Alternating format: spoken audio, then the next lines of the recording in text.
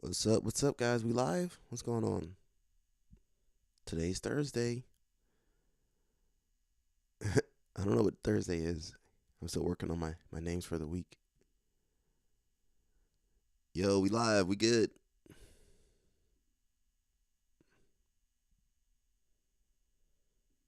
I just jump in. Now we just jump in. What's going on, guys? Happy Thursday. I know you guys like to jump in a little bit later. But we got Fionn versus Adele. That's the main thing we're going to be talking about today. We got these ladies going at it. Test it. Still good? Yeah, we're good. So, yeah, let's see, Invitational, Fight Pass Invitational FPI number 11. So they were supposed to fight, I believe, the last Fight Pass. So Fionn Davies versus Adele Fornerino, 125-pound, May 29th, 8 p.m. Eastern Time. So my Europeans, you guys probably going to be in bed. What's 20? 2 o'clock or something? Yeah, it'll be like 2 o'clock your time or something like that. 5 p.m. Pacific time. So this is on UFC Fight Pass, guys. If you don't got the UFC, I ain't got that UFC, so don't expect me to be streaming that. I'm gonna be in training. I'm gonna be training 8 p.m. I'm still training Nogi that time today. So yeah, if they put it on, I can't watch UFC. I cannot cover UFC videos, guys. We've done that. We tried that before. Does not work. Unfortunately, we cannot watch that. So, if you guys think I'm going to be streaming that, wrong place. Wrong person, wrong place. I do not want the UFC coming after me, guys, for you. So let's read some of the comments. So it says special offer, 35% off annual plan. So I guess you need the annual plan. I don't know if they do a month to month or whatever, one off. Yeah, so that kind of sucks. You got the paywall. You guys got to get UFC Fight Pass. I'm not sure what the cost is. Can we see that real fast? Let's see. UFC. Let's see how much it costs, guys. I don't know. Let's see.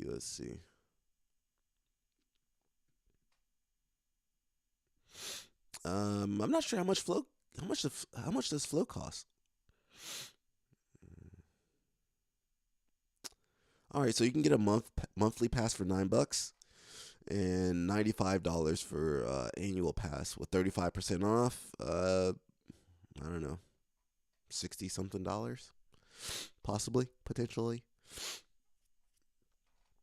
So it might be worth it. I don't know. I believe Flow Grappling is a little bit more expensive. But I tend to use Flow Grappling a lot more than UFC.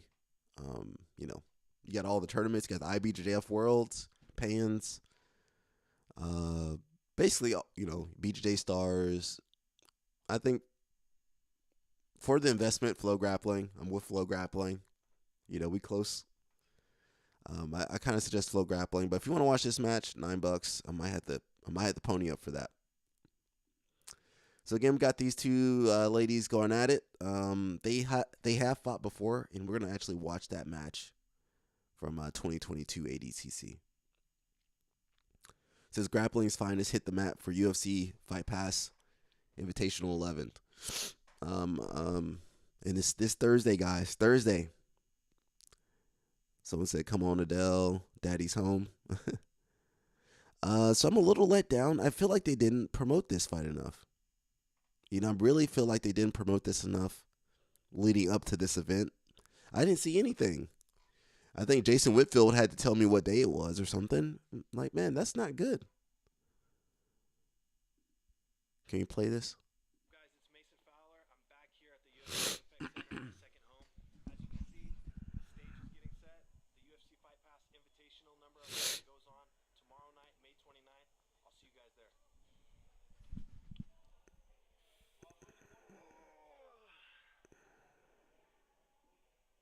Is it good or bad? Hopefully I put UFC a little doesn't hit extra me. effort because the camera's on. Oh, let's go. Hopefully UFC does not hit me. If the UFC hit me, the stream will go down. The stream will go down. The UFC might hit me for that. They'll hit me for covering a story, guys. UFC don't care. UFC, this girl. It goes down tomorrow night.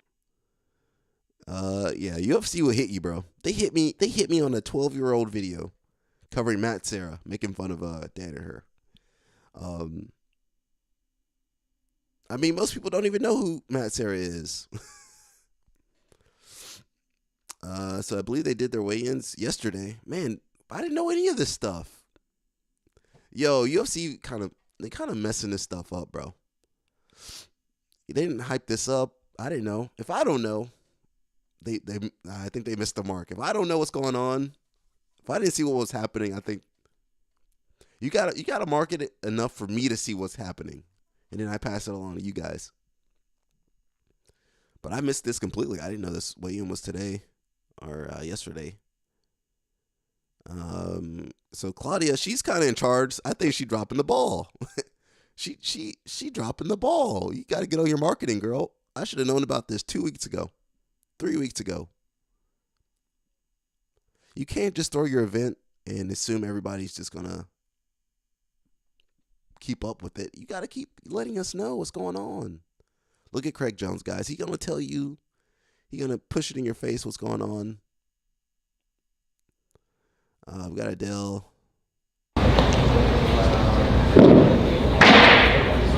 Hopefully UFC don't hit me. Did the stream get taken down?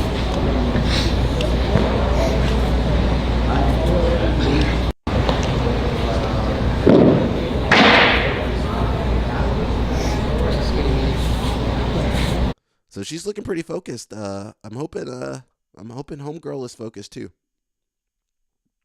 I'm hoping homegirl Fionn is focused as well. If you guys were here yesterday, we saw Adele training with the Atos girls, with the Atos crew. And she was hanging with them. UFC Fight Pass says she's locked in.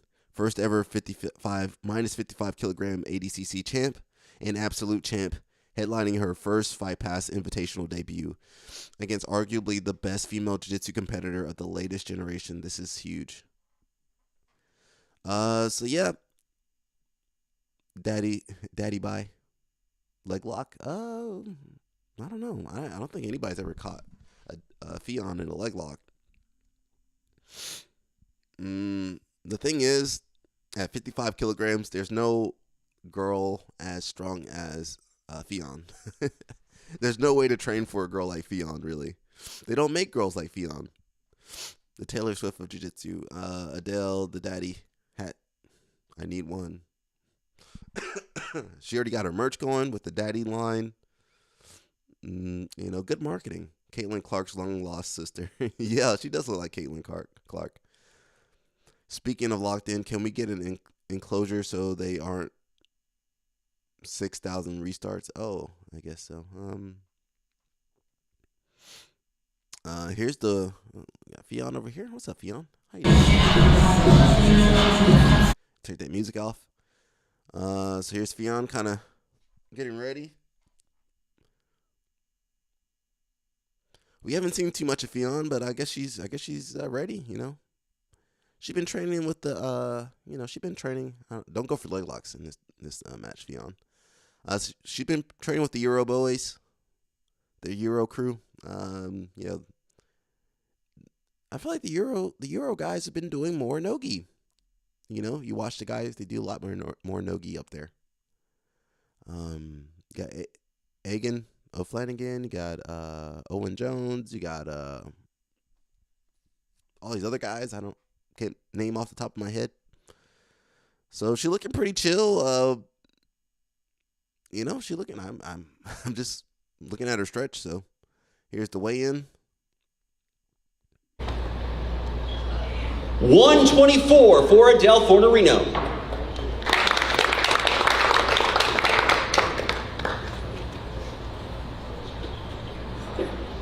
$124 even for Fionn Davis. Is the stream still up, guys? UFC hit me for watching the weigh-in. UFC will hit me for watching the weigh-in. Look at Fionn. She's like, oh, I'm just a meek girl. Keep eye contact. There it is, Fionn. your main event. Keep your eye contact, Fionn. Yeah, but then Fionn competes. She like, I should be tearing these girls apart. She's like, I'm just a girl, and then she's over there mauling people. So I'm not sure. I'm not sure what's going to happen with this match. I think Adele's got more momentum. You know, ADCC last year, 2024.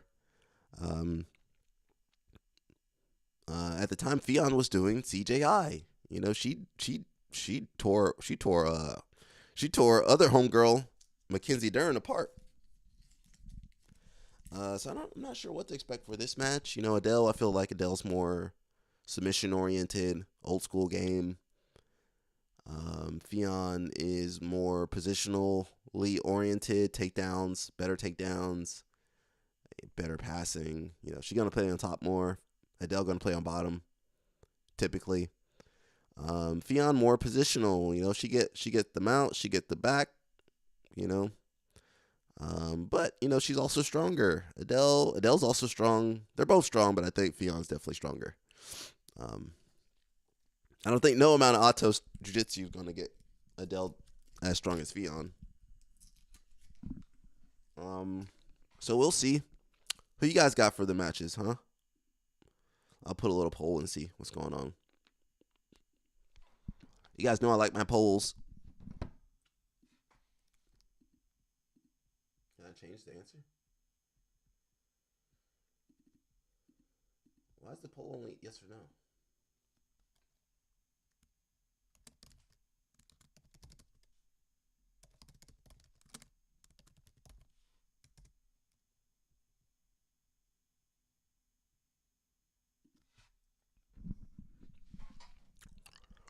All right, guys, got the poll up, so you guys want to answer, you can. You want to say anonymous, you can.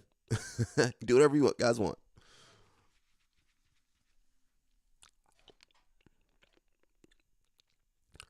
So if you're from the YouTube, you saw the thumbnail. We got Fionn, Adele, and BJ Penn. So we're gonna try to cover everybody in time. And then for my stragglers, we'll get them too. Don't worry.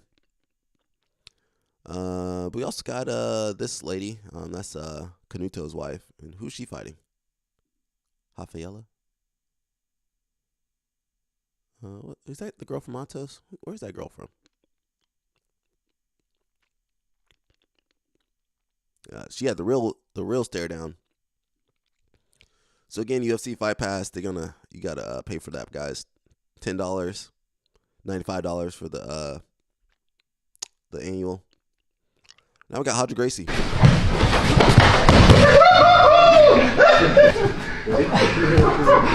Yeah, I got that music. My man, he laughing, bro. Focus, bro. I don't think he has judo. I don't know if he got judo experience or what. Maybe some wrestling.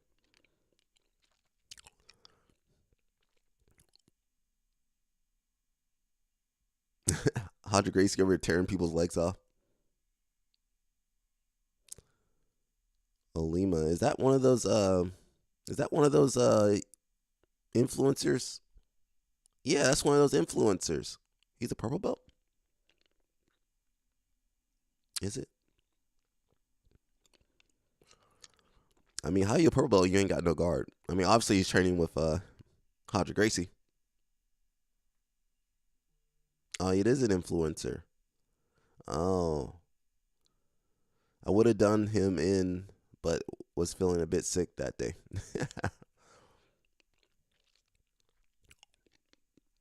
Yeah. Who gave him a purple belt? Who gave this guy a purple belt?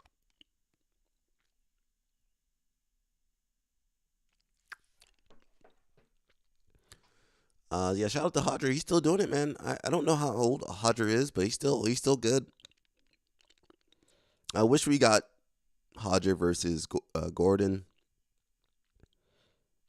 We were lucky to get Hodger versus Buchecha, but I think that's over. And we got Buchecha versus Gordon. So many great matchups, man. I wish we could get some of these matchups out the way. Matchups like um, Hoffa Mendez versus well, we did get Hoffa versus Paulo, but we never got Hoffa versus Mikey. I want to see Hoffa versus all the new age guys. Fabricio Andre, Samuel Nagai. We never got Hoffa versus Shane Jamil. We never got Hoffa versus. We did get Hoffa versus Isaac though. We did get that match. Just so many good matches, man. I wish we got. So if you guys are out there fighting, man, go compete. Don't retire at 27, 28. Like the Mendez brothers. Don't go retire like those guys. We got Ty Bertullo over here. He over here putting hands to the bag. You guys like his striking? I'm not a striking expert, but maybe his hands coming down a little bit too much. I don't know. He's got long reach, so they can do different stuff than me. Someone said Ty got hands too. Well, keep working the boxing, looking good. The sweet science will get you a belt. I mean, the Rotullos just do whatever they want. They go out there and massacre people. Regular people can't do like the Rotullos.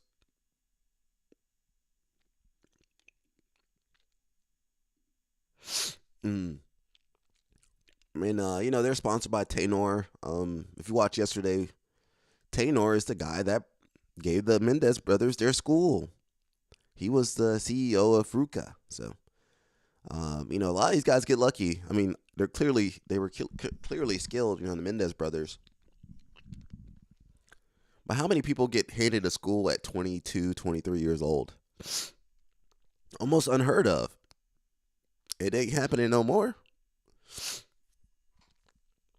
Who at 23 gonna get a school? You think somebody gonna hand Pato? I guess you could hand Pato a school. I don't know how old he is, 27 or something. They'll be like giving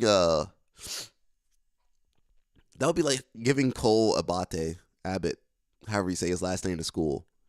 He just got his black belt. You're like, all right, you ready for a school, son? Most people don't get a school. Most people shouldn't own a school until their 20s, or late 20s, 30s, possibly 40s. So yeah, I think the Mendez brothers were kind of an outlier. I mean, even the Meow Bros, they didn't get a school till their 30s. Cobrinha, I think, was in his 30s. Lucas, 30s. Andre was in his 30s. I'm trying to think of someone that got a school. Maybe the Machados. The Machados kind of got handed a school by Chuck Norris. But most competitors ain't gonna get a school handed to them. That's just the way it goes. Some people get lucky out here, bro. So shout out to Ty. Hopefully he does well. We got Mackenzie Dern. So special. It's like life-changing in my career, in my life. Not just the titles, and it's one time a year, so it's just hard work. All the athletes train the whole year for that day of the Worlds here in the Pyramid. And yeah, to have that title on your belt, it's like the biggest accomplishment us as a fighter can achieve, being the number one in the world. And then every year we come back and see our friends, everyone with the same objective, but at the same time, even though we're trying to beat each other, we're so happy to see each other training, and the gym's growing and jiu-jitsu getting bigger and bigger every year. So it's such a amazing time of the year to be here at the Worlds, and always bringing back great memories for me. And it's what makes me who I am today, Mackenzie Dern, world champion. It's my biggest achievement. So I'm very, very happy and always excited to see everyone here and going after their dreams. For me, the Worlds is... So if you guys can see, they kind of making fun of her accent. So sometimes she forgets English. That might be the CTE, guys. To be honest, sometimes she forgets her English. But I mean, clearly her English is perfect here. She grew up in America, so I believe Arizona. Is that where she's from? So I'm just reading some of the comments. They kind of going at her. I know you guys like Mackenzie Dern. She was the Fionn. She was Fionn before Fionn. Yeah, they're making fun of her accent. Yeah, I wish you guys could have seen her competing back in the day. She was really good. So kind of one of the main events for today. We got BJ Penn. So you guys saw he got arrested. We covered that a couple days ago. So we got a little bit more details on that. It says BJ Penn's mother files restraining order amid allegations of psychological abuse. So we'll look more into the story. We're just going to read the comments for now, and then we'll go to BJJ Eastern Europe for the main story. It says disturbing details are coming out regarding BJ Penn. BJ Penn, Rezovic says, BJ Penn is a legend in the game. I hope everything gets cleared up and he is fine. He's not fine. Very nice guy in person. From the times I got to meet him, even got lucky to be with him in the same locker room when he fought one of his last fights in UFC. So if you guys saw the video, we did see the video before. We're not going to revisit that, but he wasn't looking too good. And he didn't have the best people around him, so not the best situation. Drugs are, drugs and some other stuff really playing a big part in this. This will end with him hurting a family member badly one day, unfortunately. So yeah, he has some issues, and hopefully, his family's safe, and hopefully he's safe and can get the help that he needs. You guys know I got some cough drops.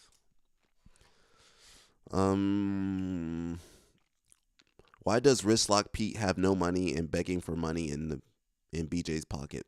Yeah, if you watch the video, Pete the Greek did not look good. He looks like he's using BJ Penn for money, basically.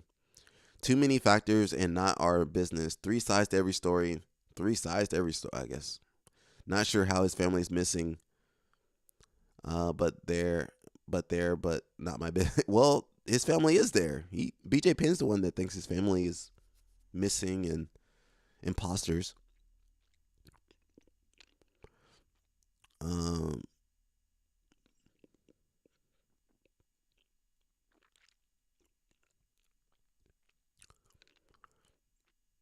Someone said need a DNA test. It's not his mom. I'm sure they will do it. They are not trying to steal his land or money, so DNA will be no problem. I mean, how's somebody gonna pretend to be your mom? And why would they pick BJ Penn to do that? So when people start making these comments, they buy into BJ Penn's delusion, Pete the Greek's delusion.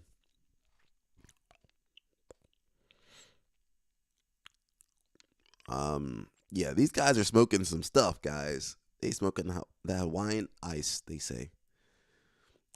He should immediately get checked for schizophrenia. Look up Capgras syndrome, which we talked about. How many people with head injuries and drug abuse get it? And then go look up the stories of his family and friends asking him to stop smoking.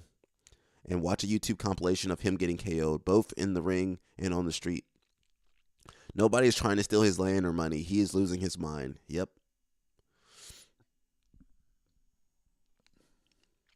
So yeah, some people feed into the delusions.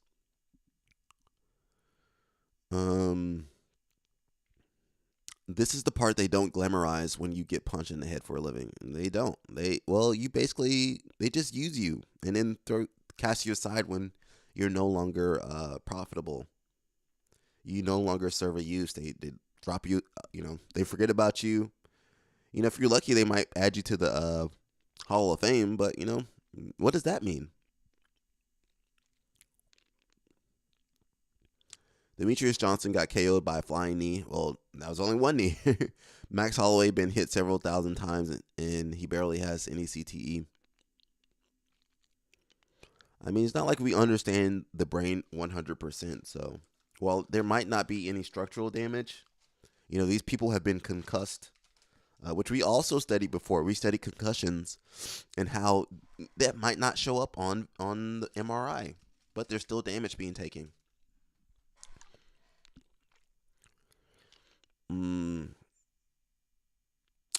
It's really no one's business, and it's a shame how allegations quickly spread and solely dismissed. What are you talking about? He's making threats. He's making threats on his family. He might be in the right. No, he's clearly crazy. My interactions with him have all been positive. Bro, you probably doing drugs with him. So we'll look at that more. Let me go back real fast. That MMA is crazy, bro. We did the study on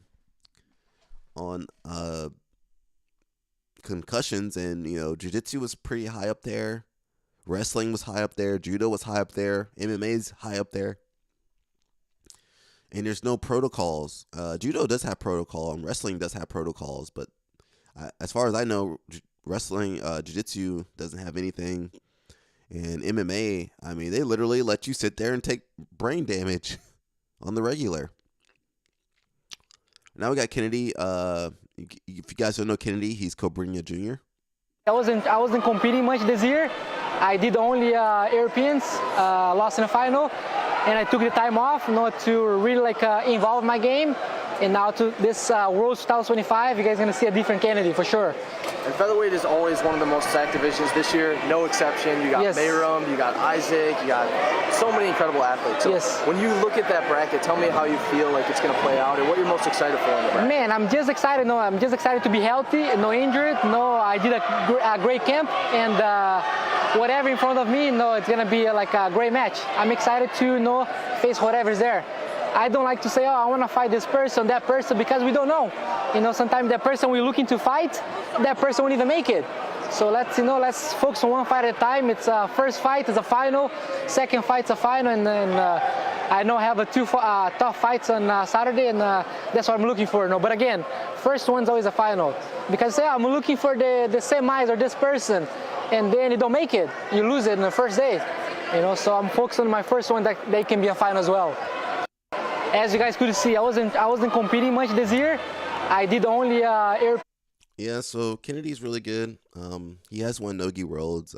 Still trying for that world championship. So that just kind of shows you how hard featherweight is. They had a new champion every year since I believe Cobrinha and Rafa Mendes. So he's just been focusing on worlds, and yeah, it's gonna be tough. I think Mayrum's gonna be tough. Isaac, they probably will be put on opposite sides of the bracket. Yeah,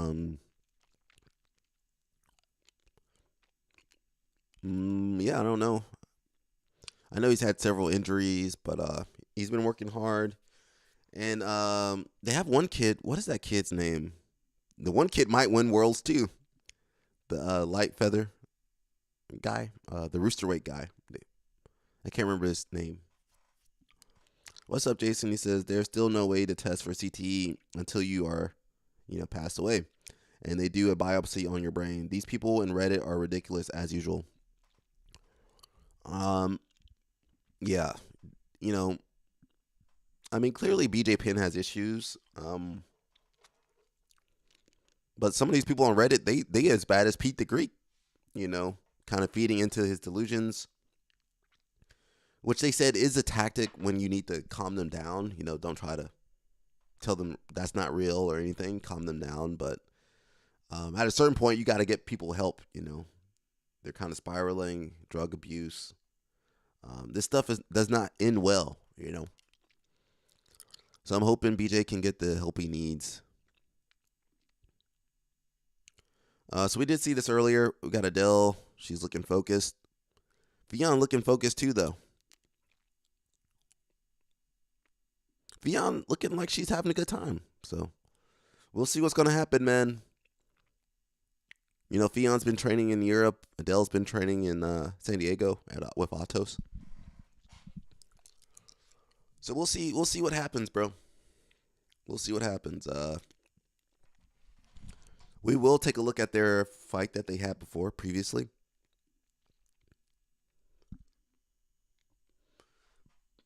Talking about Fionn and Adele, Craig Jones announces 4-woman bracket for $100,000 at CJI 2. So I think he's trying to play. I think he did promise these girls this, and then they were coming after Craig. So he's got $100K for these girls. So that's a good step up. You know, that's some real money. 20-30% tax. You know, you're taking $70,000 to $80,000. Not a bad. For about 2 matches. Yeah, well, 2 matches and 80 grand, not bad.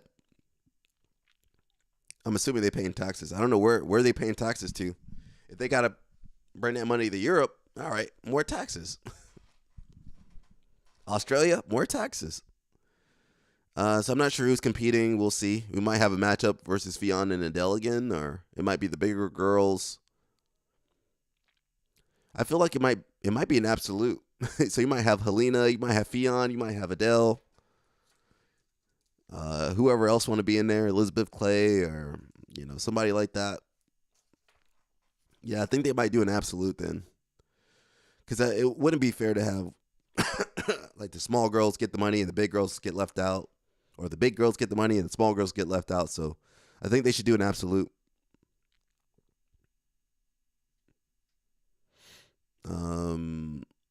Again, you got these guys. We just looked at that. Yeah, that's happening today. Again, guys, if you want to watch that match, you got to get UFC Fight Pass. I will not be streaming that match because I will be training Nogi at 8 p.m. today. You also got when is this match coming up? I don't know. You got a Who's Number One coming up too. I don't know what date that is. If Jason Whitfield will let me know.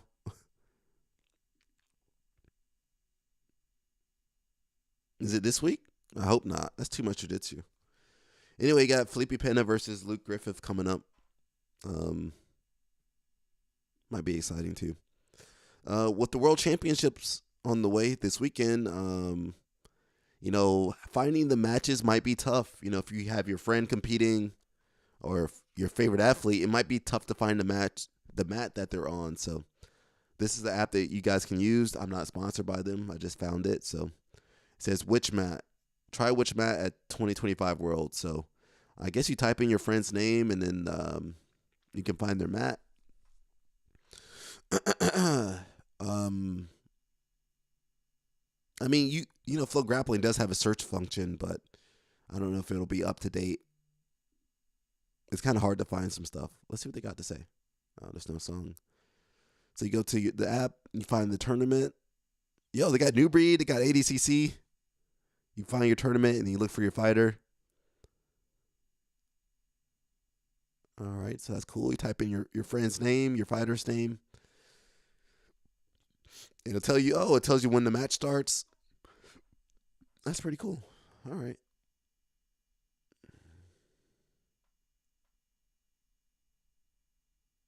Okay, you see the time, you see the mat. All right, that's not bad, man. So might need to check that app out. Flow Grappling, it's kind of hard to see. Actually, it's not terrible on Flow. You just kind of go there and you got to know your friend's name, obviously. And around the time period that they're competing. So it might be useful for you guys. I don't know. UFC, you got some UFC news, guys. Dana White, he always in the news. UFC athletes will wear a debut patch in their first fight. So, oh, they got to wear a patch. That's kind of lame. They don't make nobody else wear a patch on their first day. Do they, guys? You got to wear your name tag your first day at work. Just in, debut patches are coming to UFC. These patches will go into one-in-one signed trading cards, and then will be inserted into random lucky packs. What is that? Oh, what? No, it says you got to wear the patch though. Someone said this is dope. That's lame, bro. What? If you don't want to look like you're a new person. I mean, your skills will show that you're the new person, but you don't want to be. Fighters could cash out to sell debut gear after holding 2 championship belts, respectively. I mean, how many fighters are going to become world champions in the UFC? Probably 0.001%. Who's number 1 is June 13th. Thank you. In Costa Mesa. Thanks, Jason Whitfield. So, Fight Pass is today. We got World Championships this weekend, and then June 13th is like a week or 2 from now.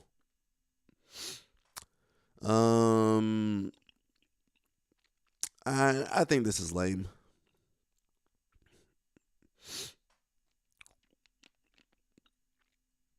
UFC fans ain't much better than Jiu-Jitsu fans.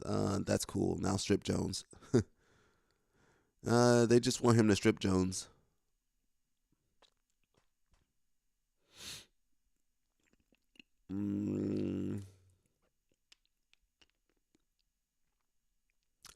Yeah, it looks lame. We'll move on. We got Big Breakfast. What do you got to say? I'll read it for you guys because the music. So he says, I'm a believer that gi translates to no-gi better than no-gi translates to gi. Say, do you do no-gi moves or no-gi grips in the gi? They're not as effective because someone else has a gi to grip on that is restricting or minimizing your ability to use effectively that no-gi grip. So basically, do both, guys. I mean, how many times we got to keep telling you guys to do both?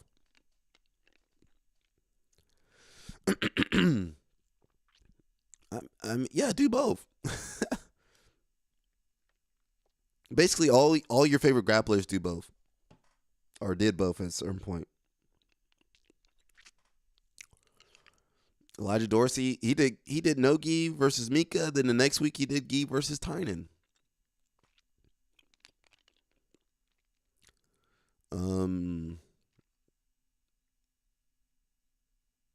Yeah, just do both. Got another video of talking about gi and no gi. We got the wrestling girls. They got a little show for you. I can't play the music, but we'll watch them dance. They over here dancing. So shout out to the wrestling girls. We respect you, girls. Shout out to the wrestling girls over here. I know you guys are fans as well. Look at them shrimp. That shrimp was not good. That shrimp was not good. But yeah, shout out to the girls. You know, they can't dance, but they can grapple. I don't know about that sprawl either. Grabby roll, neck bridge. The shrimp was Helen shrimp was not good, guys. I'm sorry. She only played on top though. We got another video. So we're talking about Fionn. So this is her new academy that she's going to be the head coach of. Little fancy. I think this is a mock-up, but looks really fancy. I mean, I hope the jiu-jitsu is going to be good. Bathroom looking on point. This the era we in now, guys, where your school got to be cool. You know, you got to have the mats and all the vibe got to be right. You know the students over here are going to be soft. Their facility's too nice. So Arma, I believe it's in UK. Jason said Mika versus Jonatas is the main event. I'm not really looking forward to that match. I actually do like Jonatas Gracie. I'm not looking forward to that match. I don't think. I just don't think it's gonna be exciting, to be honest. It says step into Arma, where training meets recovery, and every feature inspires growth. From world-class BJJ mats to a welcoming cafe, rejuvenating sauna, cold plunges, and more. Everything is here to fuel your journey. So Fion's going to be the head coach. I want to see actual, this is a mock-up. I want to see the real deal. I want to see what it really is looking like now.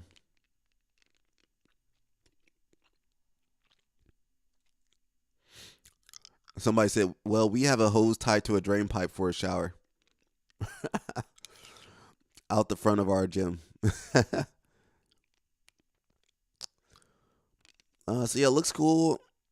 I mean, I'm waiting for the actual, I'm seeing mock-ups. I want to see some real, real pictures.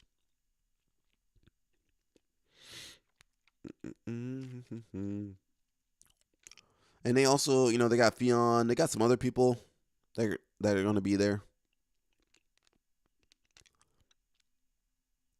June 28th, you got Polaris.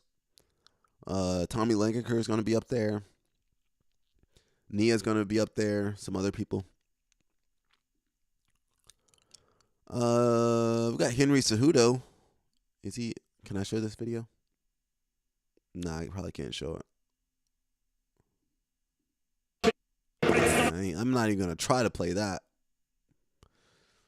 If you guys want to watch, Henry Cejudo did a grappling match. Looks like in Russia or somewhere. Where did he do this at? The Olympic gold medalist and former 2-division UFC champion recently stepped into a submission grappling match in Kazakhstan.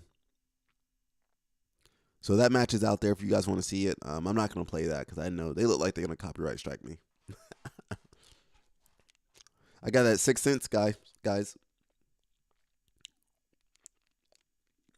I ain't playing around with that. So we talked about this. Craig Jones as the 100K women's division. We'll get the story behind it a little bit too. Craig Jones has just raised the stakes at CJI 2 by announcing a high-profile addition, a 4-woman bracket with a 100K prize pool. While Jones is yet to reveal the weight classes, rule set, or format, he confirmed the tournament will take place during the 2nd edition of the Craig Jones Invitational. He's also keeping the roster under wraps for now, instead encouraging fans to tag their favorite female grappler in the announcement post. With no weight class announced, potential names span a wide spectrum, from reigning ADCC champions like Fion and Adele and Rafaela Guedes, to next-gen talents like Helena, Sarah Gaval, and Cassia Mora. Veterans like Brianna and Elizabeth Clay and Amy Campo could also be strong contenders. At last year's CJI, only one women's match was featured, a super fight between Fionn Davies and Mackenzie Dern. Well, don't forget that Gabby Garcia also fought, so she was, one of the, super fights as well. Davies submitted Dern in a dominant display. This year's 100K prize may well be the largest ever awarded in women's submission grappling, therefore marking a new chapter for the sport. So, shout out to Daddy Zuckerberg for giving all that money, so Craig Jones can waste it. Not waste it, but he can do whatever he wants with it. So back to BJ Penn, main event for the video. Disturbing new developments have come to light following the recent arrest of former UFC champion BJ Penn.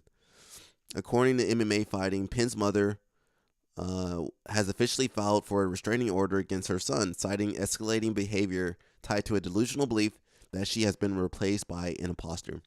Penn was initially arrested on charges of abuse of family or household members, offensive physical contact, but the full extent of the situation is now emerging through police reports, and court filings.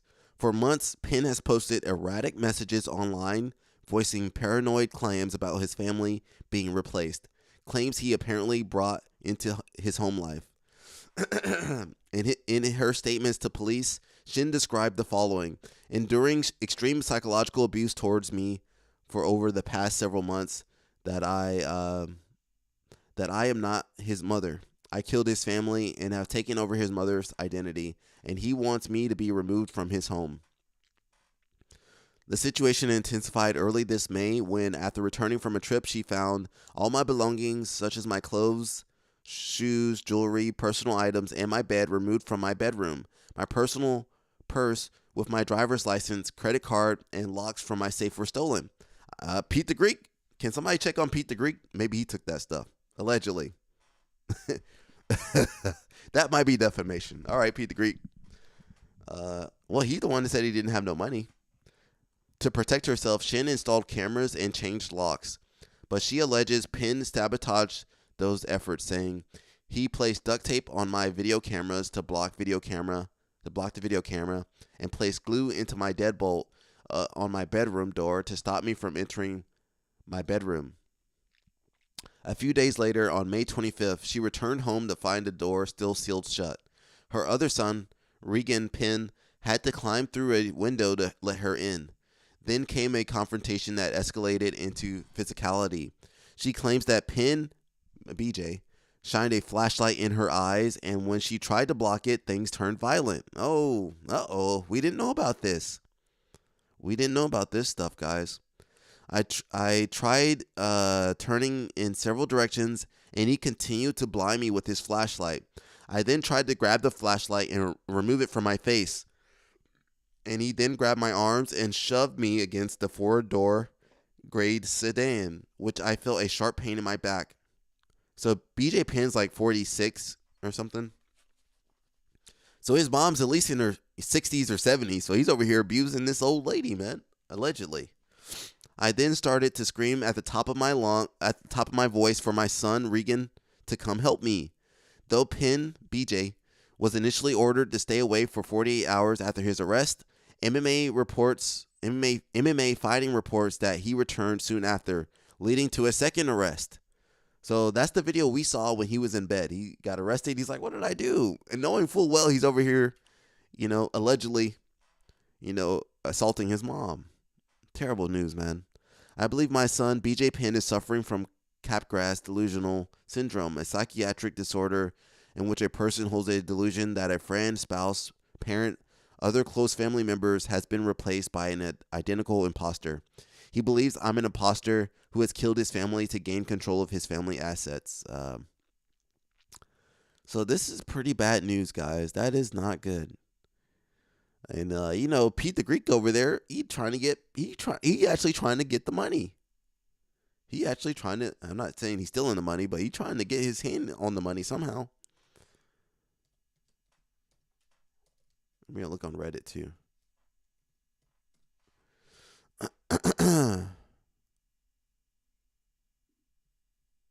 We'll come back to this in a little bit. So yeah, that's not good, man. That's pretty bad. I didn't know it was that bad, so that's pretty terrible. And you got people over here feeding into his delusions. And he's over here allegedly, putting hands on his mom. So we did talk about this 100K prize for the for the ladies. Craig says, doing the best I can here. What's the highest prize a woman has ever won in BJJ? No idea, but 100K means it's real boxer briefs night for the ladies. What does that mean? To be fair, quite a few probably prefer Reddit. Reddit can't be serious. Okay, yep. Can't read none of these comments.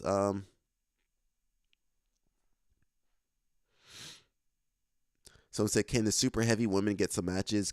Gabrielle, Tayani, Sora, Yara Soares, etc., etc. We exist, and if you really want to make a statement and a change, you would do it. Well, the issue is who's gonna draw in the most numbers. Remember, CJI is a business. Craig Jones trying to make a profit. He got bills to pay. He got people to pay off. he got to show ROI. So as much as I like those athletes, I mean Gabrielle's super great. Who's gonna draw in the biggest numbers? It's gonna be Helena. It's gonna be Fionn. It's gonna be Adele. It's gonna be Sarah Gaval. Those are the ladies that are trending. You know.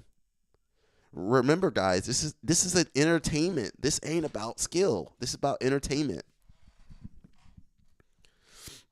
It's about entertainment. It's about who's gonna draw in the most numbers, the most sponsors, the most money, the most views.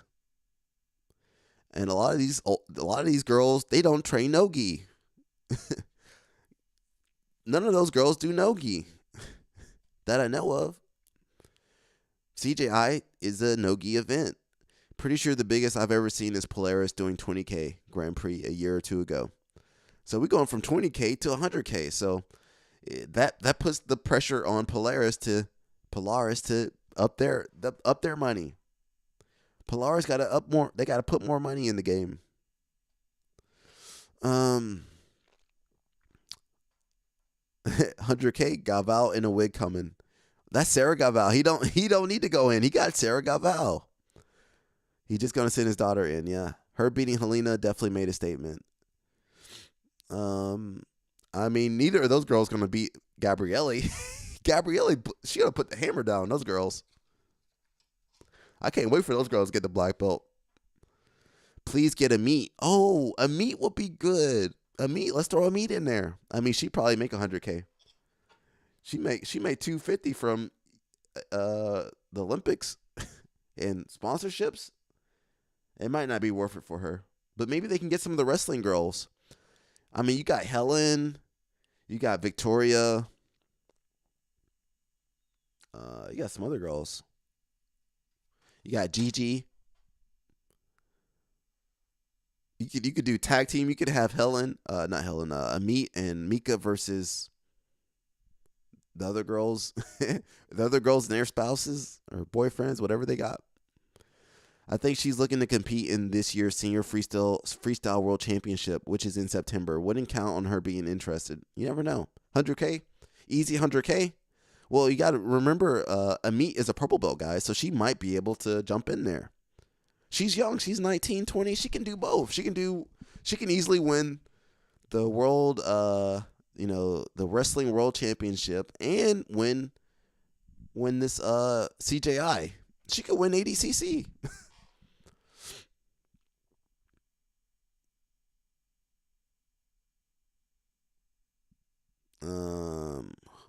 We don't know. I mean, she won an easy 100K. Just watch out for leg lock. She good. Helena, Fionn, Adele, Maisa. Mayasa too small. Why would you throw Mayasa in there to the Sharks? Brianna could be in there. Yeah, well, jiu-jitsu people only know a few people. You got Elizabeth Clay, Cassia Mora. They are some of the biggest names and are roughly around the same weight. I think all of them are exciting and can finish each other. I don't think Mora has fought any of them yet. Fionn beating Brianna. Brianna beat Liz. Liz beat Fionn. It seems fairly balanced. I think Fionn did get caught one time, didn't she? In our names, people would know.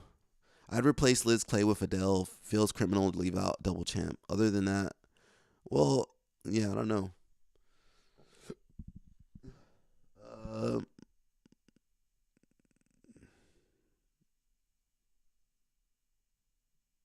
Let's see. Adele's about to kill Fionn. We don't know that.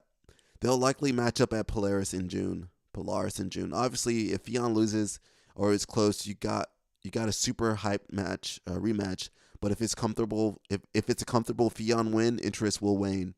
Wonder if they'll go for a best of the rest type thing. 4 young up and coming black belts and try and make a name rather than bring in the very best. I don't follow the sport close enough, but maybe Danielle Kelly. She's too small. Annabelle Lopez, any one of the coaches at Fionn's new gym type roster. Someone said Craig is the king of jiu-jitsu at this point. Please stop. Do not let this get viral. Do you have any idea how harmful this would be to Gordon Ryan's fragile ego? Yeah, what happened to Grace Gundrum? Oh, she's focusing on school. That's smart. Grace said she focusing on school. I've seen a few girls that were high level competitors. They just said, screw this stuff. I'm going to focus on school or get a nursing degree. Jason says, Sarah beat Helena in the gi. I think it would be different in no gi with all the leg attacks. Maybe. But you got to remember that Sarah trains with her dad. I don't know if you saw her training, but she double unders, bro. It's hard to get under her, bro. She's stocky. Helena plays more of a De La Hiva. She plays more of a gi game, really. She will enter the legs, but she plays more of a gi game overall that I've seen, like De La Hiva. I don't know if she plays reverse De La Hiva. She doesn't really go for like a lot of leg attacks. I mean, she will from like I've seen her go for like heel hooks and stuff, and I think she's got the only heel hook submission in ADCC. So we'll see. Sarah, tough too, bro. Who knows, man? Who knows what'll happen? We'll see what happens with that. We'll keep our eye on that. We got some other posts, guys. It says, for those old school guys that have trained since the 90s and early 2000s, what have been the biggest changes in jiu-jitsu training and technique since you started? So the poster said, I started jiu-jitsu in 2009, and I would say the rise of no-gi and leg attacks. But what I have seen more and more is the skipping of traditional warm-ups and going straight into technique. That has to be the biggest change. Yeah. Well, the class times are shorter. Class used to be 2-3 hours long, 2.5 hours long. Now it's 1 hour.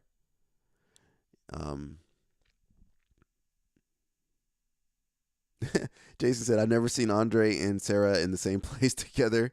How do we know they're not the same person? Yeah, it's true. I mean, she looked exactly like him. Her mom genetics didn't put no fight up. They tapped out. Someone said, started in 2005. People are way more technical now in the early belts than they used to be. But back then, everyone was so much tougher, and everything was almost always 100%. Pretty much only psychos training back then. Yeah, everybody from 2005 and before that were crazy. I'm included in that, I guess. My old instructor used to tell me that he said you would roll with strikes a lot. There was no such thing as light rolling. Yeah, that's true. Or someone complaining that someone is going too rough. It was mostly for tough guys. Yeah, there weren't a lot of people who were just there for fun exercise. If you were training, you were probably already fighting outside the gym. Started in 2007. We used to have what I called locked door comp trainings. Just went crazy wild at each other for 2 hours until you literally couldn't go anymore. I remember this stuff from 2008 when I used to roll. I remember dudes puking in my class. I definitely had the old school mentality. I'm not super technical. Well, we didn't have technique. We didn't know any technique. How are you going to be technical when there's no technique? You just kind of on your own. You had some basic moves, but, you just figure it out. I started in 94, and since I was training mostly no-gi from the beginning, I can more elaborate to this aspect. The biggest change is that we always looked at no-gi as preparation for Val Tudo. So our game was a lot of closed guard from bottom and pressure from top. Open guard was pretty basic, but with the clear goal of not getting punched and somehow tap or sweep your opponent. When I think about open guard, I think Hinzo or Oleg or Bustamante versus Erickson. Hinzo versus Oleg or Bustamante versus Erickson. I feel the top game doesn't change so much. Pressure, smothering, I think that's how it's called now, was all there. I remember my jaw hurt from all the pressure my teacher gave me. Obviously, the open guard and leg lock game changed a lot. All the different guard positions were not existent back then.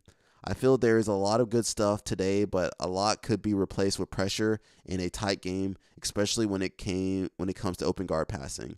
For me, I'm happy to have experienced both worlds, and I am mixing it still. I would say I'm neither old school nor new school. He says, another guy says, with the current technology, I look back at how it was in Brazil at the same period of time in 99. And I'm confident all the different guard positions didn't exist only in Europe. We had no names for most techniques. I saw De La Riva for the first time in 2000. Learned the tripod sweep and baby bolo from this position. Had no idea it was called De La Riva, nor was I told.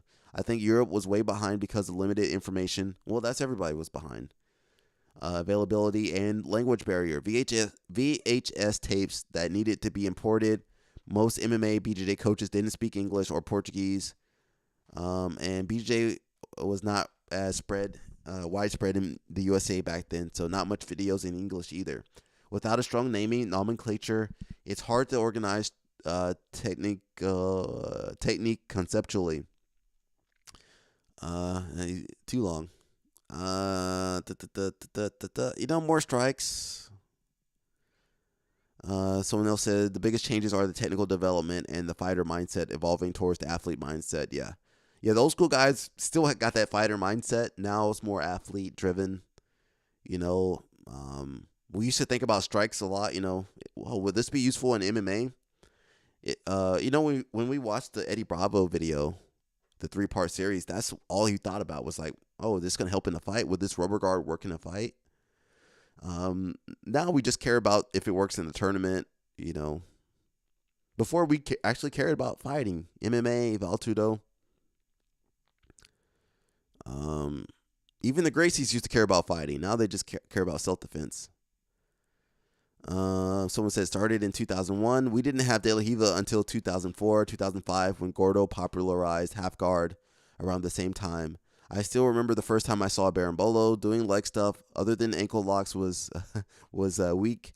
We started most rolls in full guard and followed our way past guard, mostly on our knees. Standing up and backing away was weak. Most guys that joined wanted to learn self-defense or how to fight for MMA. We didn't have any women training. Well, that's a lot of places still like that. We were able to act like complete baboons. B team would have been popping back then. It's crazy to me that as a millennial, 2001 simultaneously doesn't feel very long, but also seems like a completely different age. It was. Someone said, dude, 1990 still feels like it was 10 years ago. That's 30 years ago, bro. I started in 2003. In my experience, BJJ was always taught with fighting, MMA and self-defense in mind, and not so much as a pure sport on its own. As in, yes, we do grappling tournaments. The Worlds is the most prestigious thing there is, but at the end of the day, you're learning this to know how to apply it in a fight. Rolling with strikes or slaps was pretty common. Many of the upper belts did MMA as well. Yeah, all the upper belts back in the day had to do MMA, guys. If you had your blue belt, you had to go fight. That's just how it was. You had to go fight. Shout out to my coaches, Bullshaw, Dustin. I think even Darren, my friend Darren, was fighting. All those guys wanted to fight back in those days, people don't even want to warm up nowadays. So that's a big change. Nowadays, people don't even want to do the warm up. It's too hard. Technique too hard. They want to play games. But back then, they were ready to fight. They were happy to learn the technique. We wish we had techniques back then. We had books. People can't even read books no more. We had to buy VHS tapes and CDs. Had to get CDs burnt. Oh, here's a good one. When I started in 98, most people that trained BJJ already trained in other martial arts. That's true. Most people back in the day, they already did other martial arts. Many had black belts. There were few citizens who began with no previous experience. Everyone wore a gi, and school owners and head instructors were at the highest blue and purples. And you had a couple black belts, but yeah, mostly blue and purple belts back then. But bro, the blue and purple belts back then were amazing. Nobody could beat them. I taught as a white belt as no one else in the class was a color belt, and I was the senior in another art. The internet was a place to order VHS tapes or soon DVDs. So they didn't have YouTube back in 1998.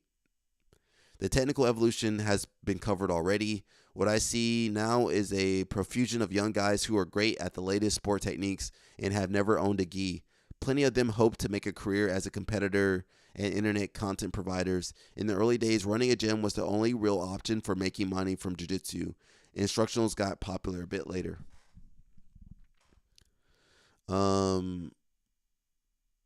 Yeah, I mean, nobody thought they were, people went to school. We didn't think we were going to make a living in jiu-jitsu. It wasn't a thing. I knew for sure I had to go to school, get some good grades. There was no there was no teaching opportunities. We had a black belt coaches, so you weren't going to teach. And if you weren't a world champion, good luck. Really, no social media. How are you going to make a name for yourself and there ain't no social media? You had to win tournaments, and it was tough back in those days. There's no CJI. ADCC still had the same. You still getting the same $10,000 from ADCC back then as you are now. There wasn't really too many super fights that you were getting paid for. Here's a good one. Jason Scully, he said, hardly anyone pulled guard. Well, we were told not to pull guard. We were taught to fight for the takedown. Not even the lightweights. In high-level competition, you see a lot of judo mixed in. Most of the half-guard variations didn't exist. Hardly anyone leg-locked. X-guard and single leg X didn't get popular until Marcelo came around. It was mainly focused around fighting and not competing. That shifted. We used to get the crap beat out of us with strikes. Yeah, just the focus was different. And the people were different, bro. They wanted to fight, bro. They were out. They wanted to go out there, Val Tudo, no gloves, little tight shorts, and they wanted to go fight. Now you guys got the fancy Origin gi, $300 gi. Don't want to do the warm up. Don't want to do the technique. Don't really want to roll. Want to train ecologically.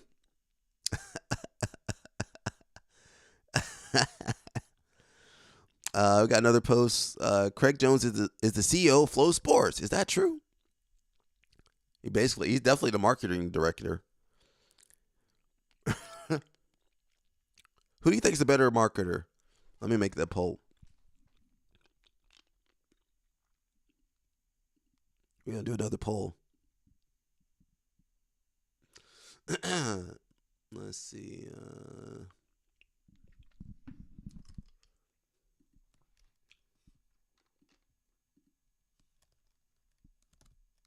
Who is better? Is Craig? Oh, let's do this.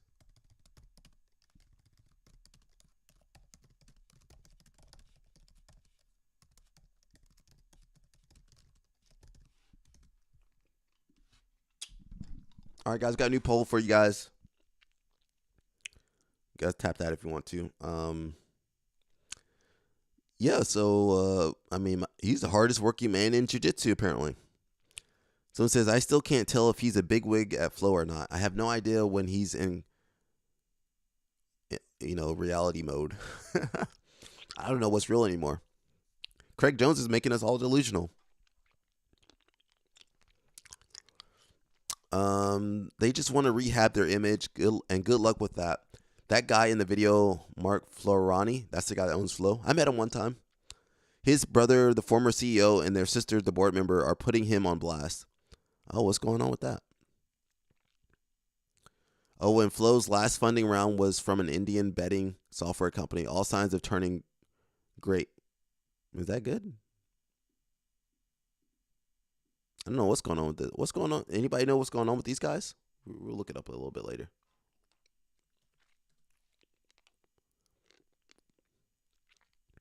I didn't meet him. I met the other brother. I think I met the CEO, not this guy. They should just let Homeboy become the CEO. Oh, so he's the brother to the former CEO. Who's the CEO now?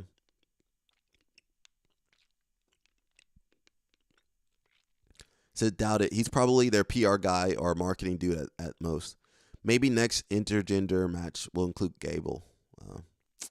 CGI one was cool, but there's no way I'm signing up for Flow to watch the next one. Well, they say it's going to be on YouTube, but we don't know whose YouTube channel.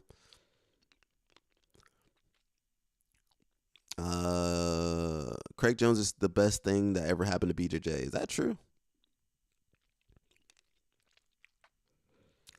I really don't get the pushback against exclusive contracts or a professional organization promoting BJJ. If it makes financial sense for the competitors, cool. If it doesn't, then they won't do it. If your product is better, then people will watch and support it. Well, that's not how they're using the contracts. They're using the contracts to kind of create a moat so that the other organizations can't have that talent. More exclusive contracts makes it harder to get the best grapplers to actually compete against each other. And the companies that hold the contracts often do not get the grapplers the matches as often as they told them they would. So they end up unable to make money at other events and not making enough money over time with the company they are contractually bound to.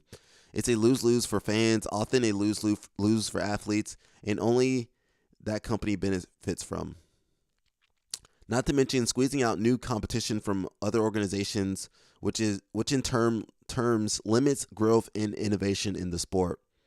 Yeah, so if you only do ADCC, you only do Polaris, you only do one championship, they losing top talent, but that kind of forces them to find new talent. He says, imagine a world where ADCC had exclusive contracts with athletes. CJI would never have been able to get any of the top athletes, and in turn, they would have sparked zero interest. 2 points to consider. Craig Jones has been in the BJJ game for some time now, so you'd think he'd have a decent idea of how things go in that world, and why his position is the way it is. Or would you think it's bad take and argue accordingly? It's on you to think about it more deeply and examine critically each of the statements you've made. I don't know what he's talking about.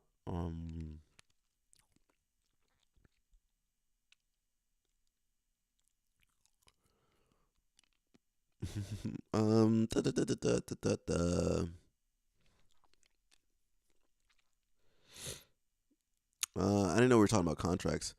Say we want to see Mika versus K, but again, Mika is exclusively signed to Flow and K to 1. Now the match won't happen. Get it? And if Mika, I don't know how much money they gave Mika, but I mean, he should have done the first CJI. He should have done the first CJI. I think he made a mistake. I believe he was guaranteed some money at ADCC. Maybe 20K, maybe 100K. But I think he should have taken that risk. I mean, he might have more opportunities to make $1 million. He might do CJI 3 though. But man, that $1 million, he could have changed his whole life right there. I don't really care about talking about the contracts anymore. Read your contracts. If you guys are athletes or you guys know athletes out there, read your contracts. You can't read the contract, put it in ChatGPT. You ain't got ChatGPT? Go find a lawyer friend. Go find a lawyer friend. Moving on, we got AJ Agazarm. You guys love AJ. Actually, I don't think you guys love him. They say he's not tapping. Is this recent? AJ don't tap, guys. You got to choke him out. Shout out to Peter Frank. I think I want to do a video on him. He's got one of the most submission-heavy games. And this is recently. I'm actually in the same weight class, actually. I could do Masters too as well. But I just do adult. But he's got one of the most submission-heavy games, so if you guys ever see me fight him, I'm going for it. He ain't jumping on me. I'm fucking I'm going at him. Let's go. Rah. He's known for flying submissions. So maybe one day I'll fight him, I guess he fought AJ in the finals, but this guy's good, man. He's good. He does crazy stuff. I think you just gotta take it to him, bro. You can't. He's got the old school mentality, you know. There ain't no let's go light, bro. Nah, you gotta mess this dude up. You probably seen him. He does like dancing and stuff. So AJ, you guys know AJ Agazarm. He's been everywhere. Did he catch him in something? Oh, armbar. AJ ain't gonna tap though.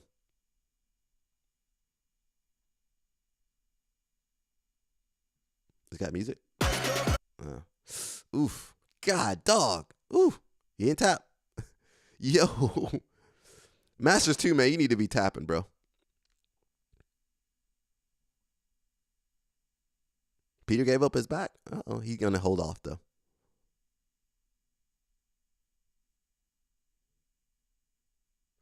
Yo, we old, bro. All that. We all old. I'm in Masters 2 as well, man. We old, bro. So you don't know Masters 2 is 36 and up. 36 to 40, I think. Something like that. We old, bro. That's my cohorts, guys. That's my cohort right there. Even though I still do adult. So yeah, AJ, he don't tap. He probably should have tapped. Someone said, was watching this random video, 120 onwards, AJ's being caught in an armbar, and of course not tapping. At this point, I think we can make a 5-minute compilation of his joints being wrecked. Yep. He did jack his knee up. His knee got jacked up for sure. We must do everything we can for our Timu medals. Yeah, I don't know how much those medals cost. He's not fighting any random either. Peter Frank has an insane athleticism for his age. Has him at, IBJJFrankings.com has him as the pound for pound Masters 2 competitor at black belt. His IG page has 1 million highlight reels of him flying armbarring his poor opponents. Yeah, he be dancing too. He's one of the few guys I'm grateful is one age division below me, so I can guarantee I will never have to fight him. Scary dude. Bro is sacrificing it all for the Masters division silvers. To be fair, he did get out. Well, I mean, the ligaments gave out. He got his arm broken and still lost. I can't imagine paying to get my arm broken. At least ADCC, CGI, you're fighting for a payout.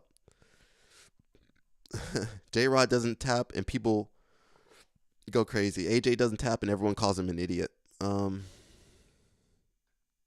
be fair, I've never met a person who doesn't think J-Rod is an idiot. J-Rod, before all the recent accusations, seemed like a chill guy. Young and a bit dumb, but chill. AJ has always seemed like a douche. Apparently super intelligent. That's what people are saying.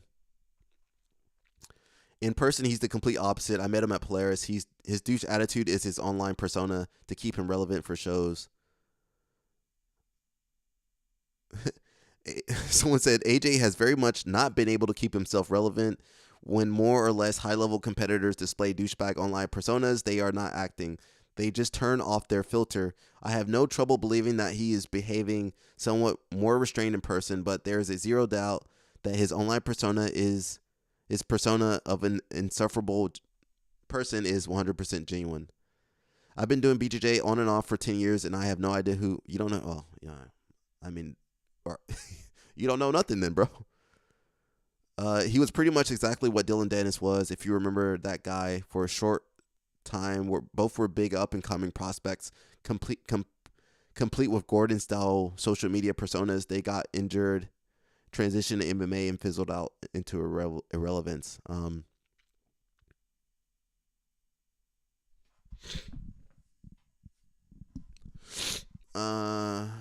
Yeah. I mean, he's been around. I fought AJ back in 2006 or something like that. 2007 at Blue Belt. So he's been around forever.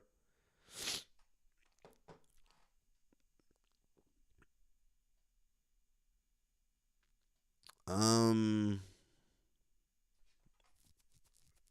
I don't know if this is real. We'll see. They posted, looks like Mika might be going to CJI too. You think that he might be able to. Well, Flow Grappling, he signed an exclusive deal with Flow Grappling.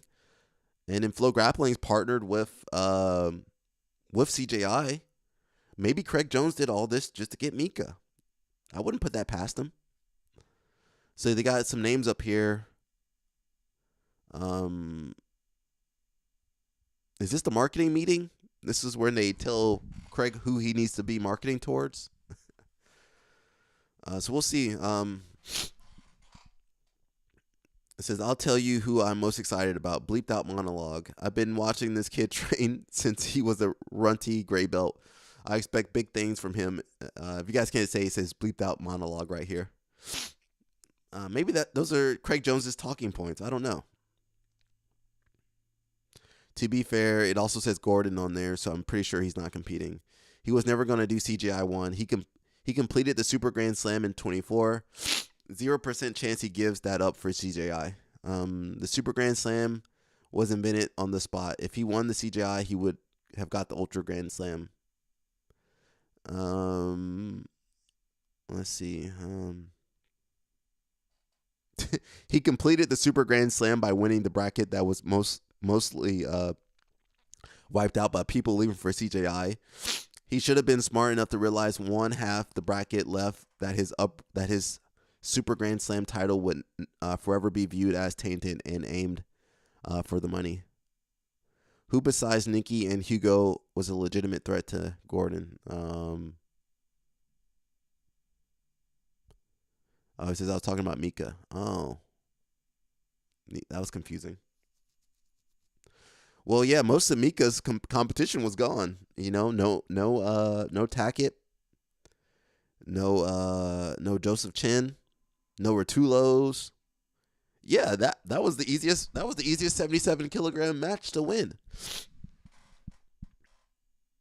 No Levi, bro. He got lucky, bro. I don't think Mika could beat Levi. He had to beat Kai. He had to beat Ty, Cade, Levi, Tackett.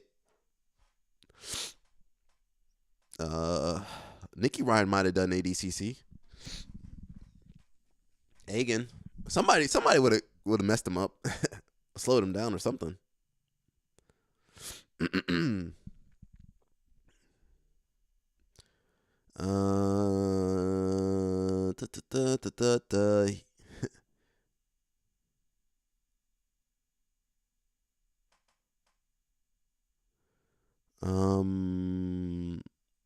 It says ADCC infamously paid him more than other competitors. All hush hush.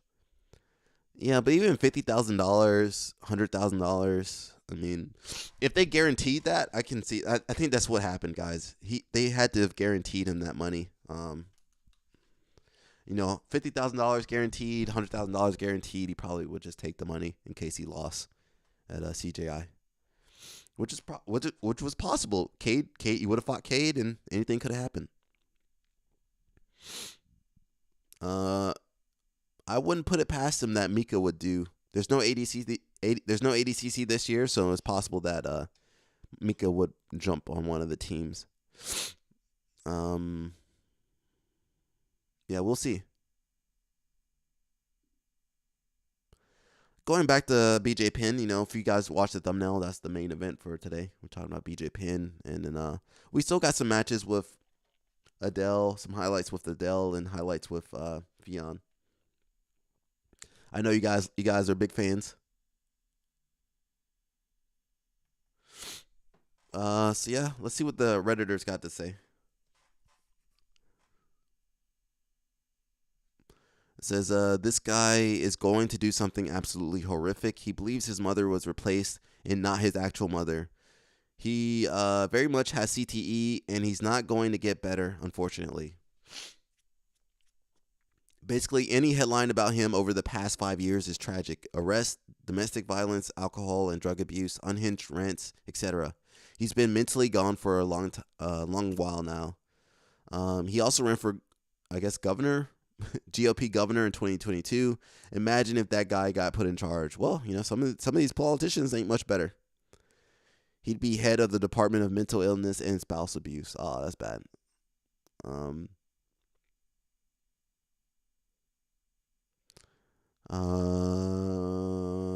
says, other than the restraining order, they really need to get away from him as far as possible.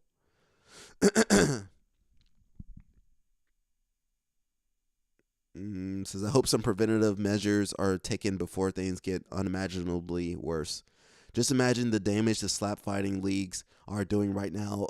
We're actively regressing despite knowing more than ever about the danger.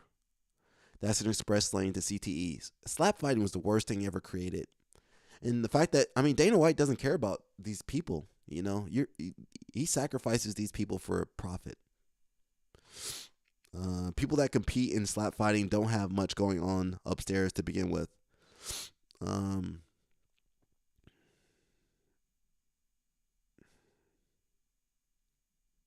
Says I watched the series about the first season of Power Slap, and I'm not joking when I say I think they recruited most of the contestants from a bus stop or shelter.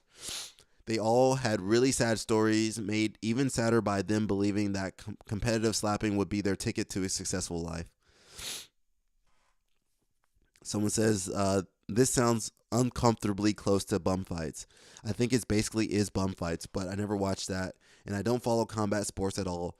I would guess it's worse than bum fights based solely on the repetitive head injuries from competing and training. How do you train for slap fights? You just work your neck or something?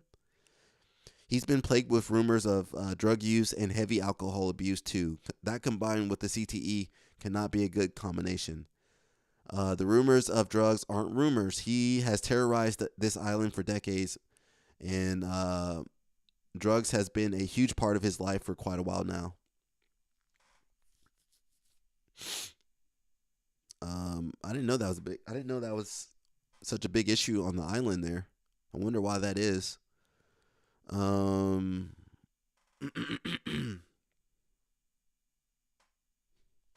Should have been a sign the dude was messed up when he started licking other people's blood during matches. Was that BJ Penn that was doing that? Yeah, it's pretty bad. He's got like super CTE. Didn't he drown in a surf pool or something not too long ago? His brain has been shut off against its will way too many times. He was known when he was fighting as having a granite chin. Oh, that's terrible. Taking punishment was a badge of honor. He has several times fought 20 to 30 pounds above his weight class. Everyone pays the piper eventually. Sad story. He had an amazing natural talent and was unstoppable when he was focused and committed.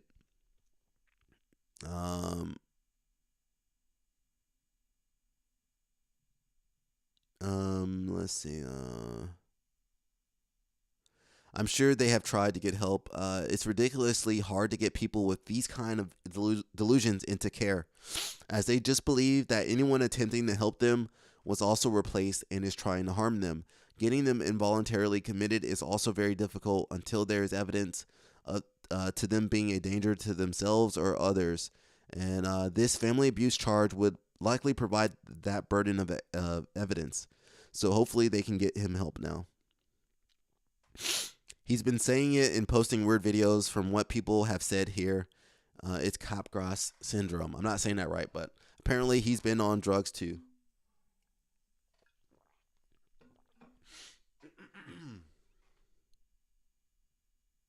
Can confirm, I guess, I don't know what they're saying. He's been using some drugs too. I'm not going to bring that up. It says this particular delusion has been going on for over a year, but his downward spiral has been going on for more than 10 years. The beating he took the second GSP fight 16 years ago was like a car wreck. BJ lost it after that. He beat his baby mama multiple times and she left. Went MAGA, you guys like to say, and ran for office because locals know what's an embarrassment he has become. Got beaten up by a fat nobody drunk outside a bar. Has allegedly been messing with drugs. The list goes on. Jason Momoa endorsed him. BJ has been publicly posting that he believes his family was killed and replaced with doppelgangers. He got CTE with mental illness. It's only downhill for him. The folks in MMA have several posts about it. or our MMA have several posts about it. Man, my allergies are acting up, guys. What's really sad is that he keeps posting pics of these family members, and 100% of the clues he points out are changes that occur during normal aging. He puts up a pic of his uncle from 20 years ago versus today, and then freaks out over changes that occur due to wrinkles, continued growth of ears and nose as well as we age. Our ears and nose keep growing? I didn't know that. Also, weight gain. The man is going to end up hurting someone because his brain is mush. He's on drugs and doesn't understand how aging works. Says, according to online records, Penn 46 was arrested on Sunday and released on $2,000 bail. He was arrested again and placed on a $1,000 bail on Monday, per online records.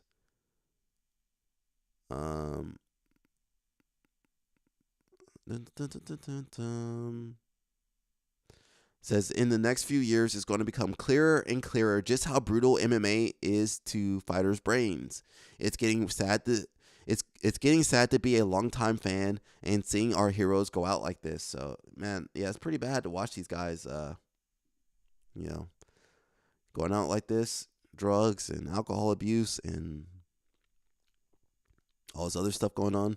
When the NFL and WWE caused investing into CTE research. That doesn't make any sense. Investigation into that research. All combat and impact sports should have been put into notice. But everyone thinks they're the exception, and now we have ultimate slap battle. Just unprotected impact to the head. Really stupid.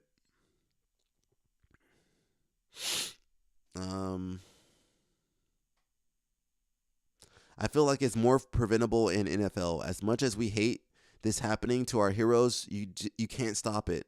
If you are a boxer, MMA fighter, kickboxer, and you have a successful career, odds are you still got hit a lot. Yes, we train smart or smarter nowadays. However, you can't walk in the rain without getting wet. Good fights equal successful career. Good fights also usually means it was entertaining one way or another, and that entertainment comes from close competitive fights where both guys end up taking punishment most of the time. They're saying bobsled, luge, rugby, hockey, soccer, they all have head trauma risk from repeated concussion blows to the head.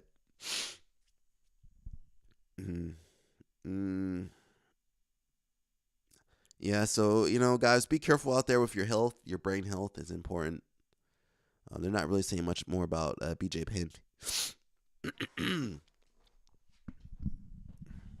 Someone says, I met him when I was in Hawaii about 15 years ago, and he didn't seem right then. Ironically, it was at an Army MMA event, so there was plenty of CTE going around, so he fit in perfectly. At his prime on UFC, he was already totally unhinged and looked really crazy. He would lick blood from his opponents on his gloves.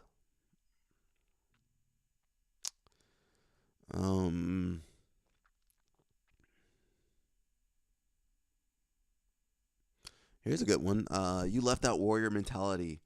These guys fight way longer than they should. They refuse help because they're too tough. I'm glad the NFL and boxing have at least acknowledged that things like CTE are real and affect almost everyone who plays those sports. Professional fights still act like it won't happen to them. So yeah, he's going through a lot, man. Someone said BJ was always nuts. I grew up in the same town. Well, he's had CTE for 20, 30 years or something like that.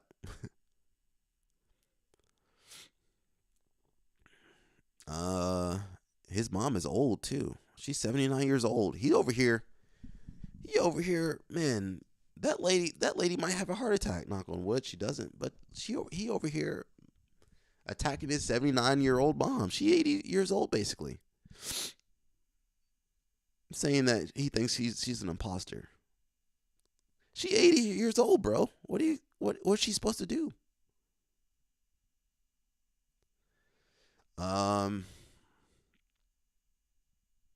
yeah, I don't know what to say, man. If you know any fighters, I thought about doing MMA a couple years ago. I think 2019 I wanted to.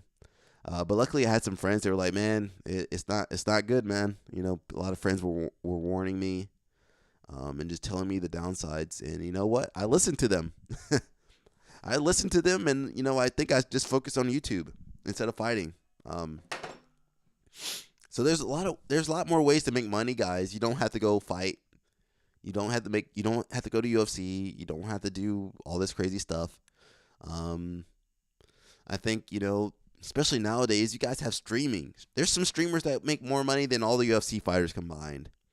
If you don't like streaming, you can do YouTube, you can do vlogs, you can do whatever kind of content you want,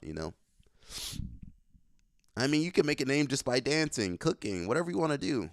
I think Volkanovski, he over there cooking now. Have you guys seen Volkanovski cooking? He going to get more fans from cooking than from fighting. He can cook longer than he can fight for. So I think, you don't have to go that route anymore. Things are changing. Now 20 years ago, 30 years ago, you had to go fight.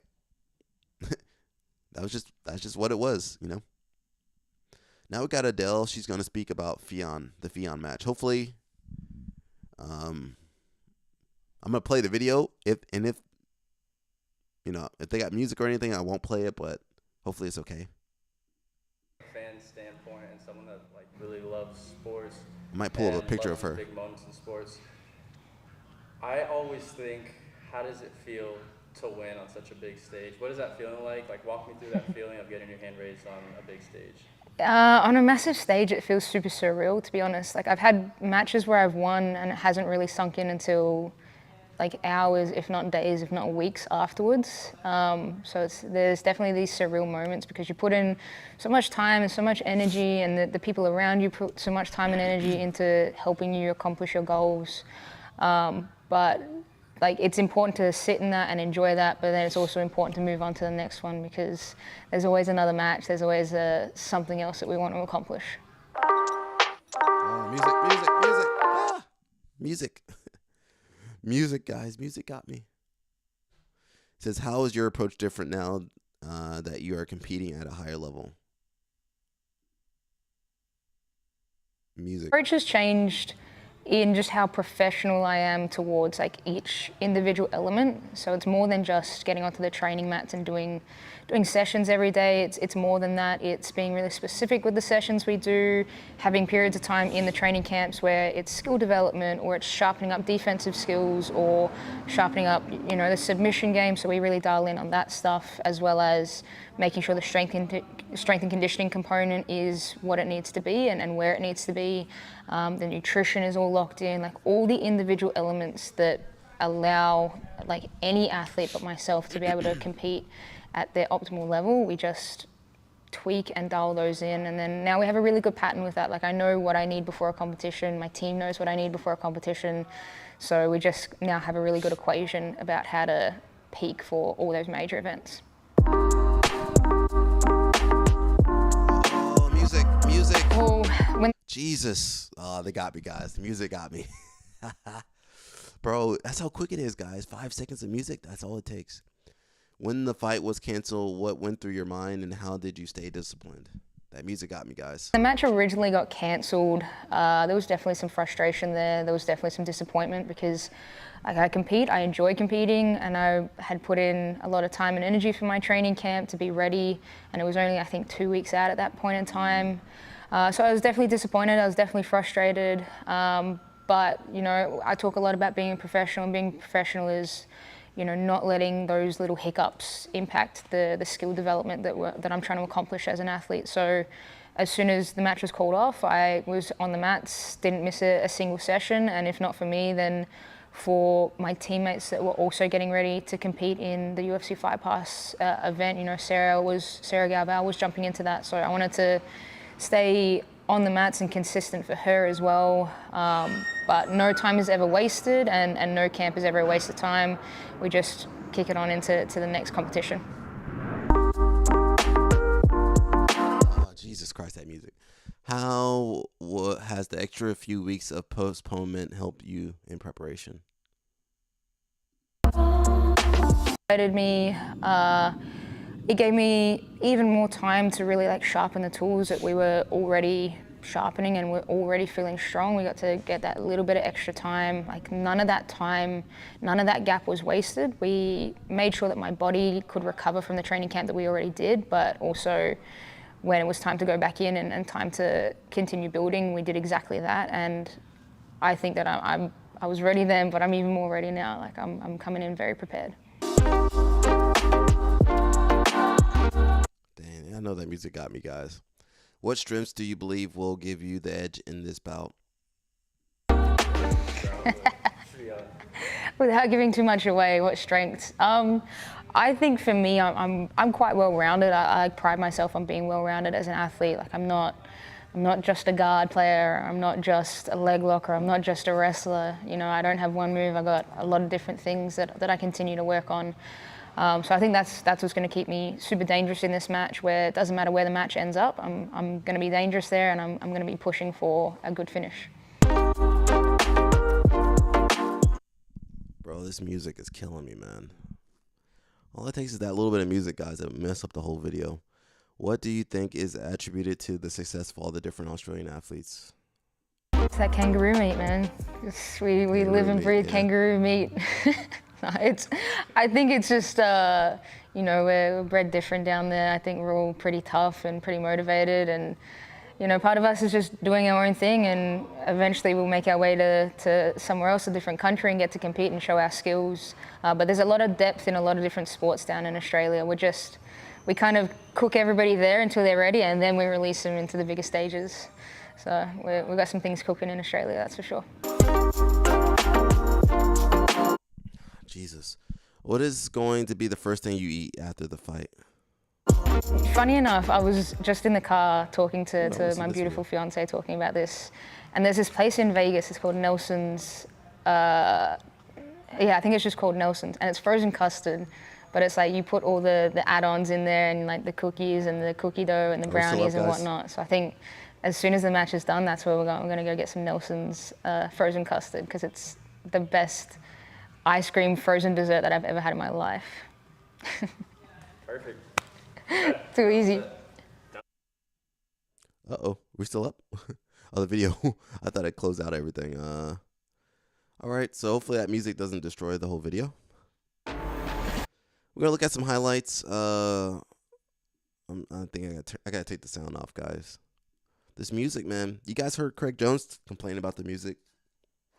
That's why they couldn't monetize the first day of CJI.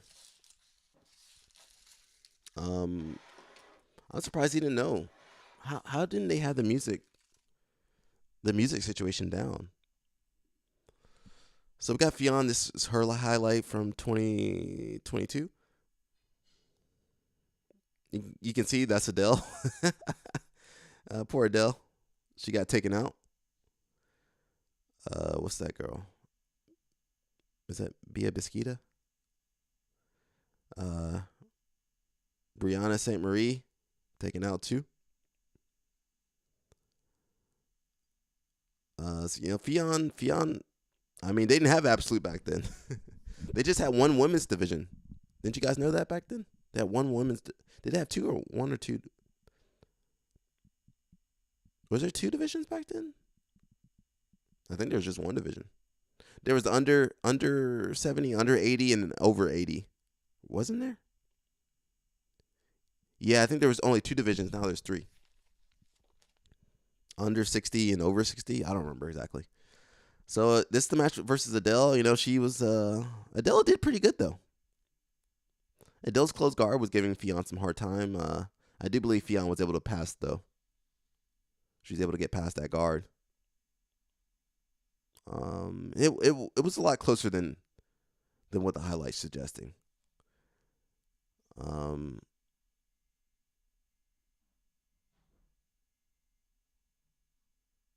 Yeah, that's we'll see if that happens again. We'll see. I don't know.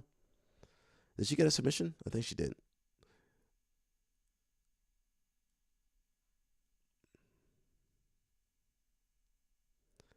Jason says, it seems like they play music on purpose so others can't use their material. Well, sometimes, I mean, I put music in my in my videos too. Not so much that people can't use it, but it's to push the video along. It's got music here. To push the video along, you need music kind of driving the action a little bit. The issue is that there's so many different rights holders to the music. You got UMG and some other companies. So you never know who owns the rights to the music. So you might play something and then it gets hit with a copyright strike from some big corporation. And then you can't monetize that video. That was a really nice entry. This throw was amazing. Boom. JT over there celebrating. Yeah, Tito Ortiz right there too. That's a big throw.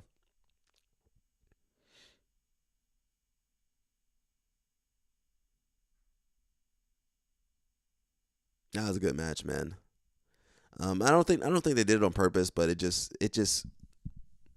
the music situation hits everybody, you know. It's one of those areas where it's just so convoluted. And you play 5 seconds of a song, that's it. they're gonna take your video down, or they're gonna be like, we own all the money off your video.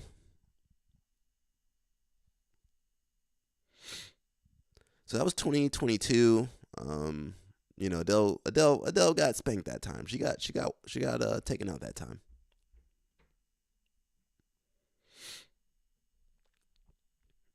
And then 2024, Fionn did CJI. Myself a little bit, wondered if I'd gotten left. So we'll see who takes it, man. I'm kind of rooting for Adele. I mean, I like Fionn too. I've done a video on both athletes, so kind of a hard match for me to call. But I think Adele's been a little bit more active. I mean, they both haven't been competing that much, but I think Adele,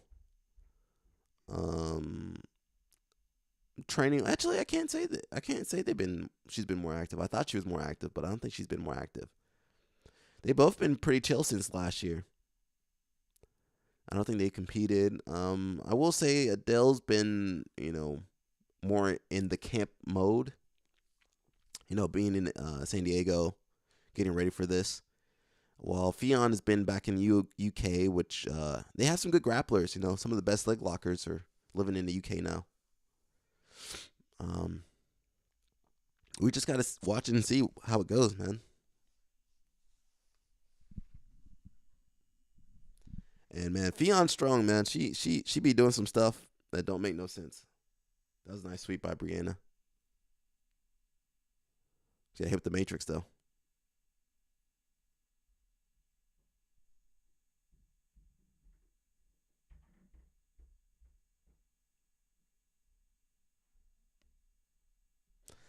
That's just, and then she has the Kani Basami. Boom. That's just strength you built up from years of judo. You can't, no amount of special juice or sauce or acai gonna give you that strength.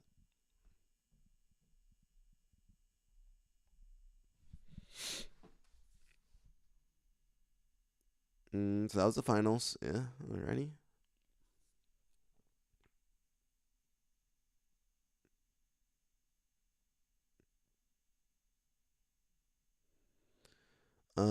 So Fionn was training with JT for this for that ADCC, but again, she's back home in UK. And so let's see what Adele's working with. So this is from 2024, last year.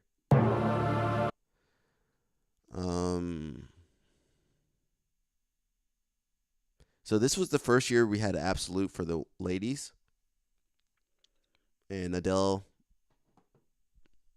crazy that Adele took it, you know, which is pretty impressive, you know. That's pretty impressive. I think Fionn could do something similar, but just never had the opportunity.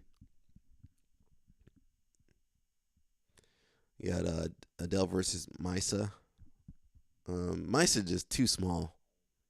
She's so super technical. She's just too small. I guess she's Adele size too, but I think she's smaller than Adele.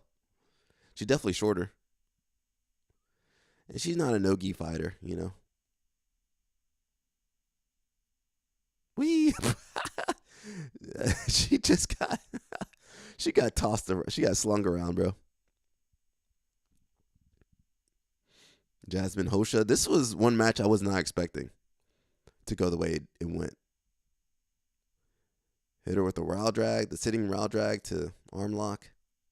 Yo, Adele, get your arm now. She gonna take it. Woo! Adele, get your arm. She gonna take it. She get your foot. She gonna take it. I do think Adele's more dangerous, which we can see in this match. It's one of the most famous moves we've seen with the mirror lock.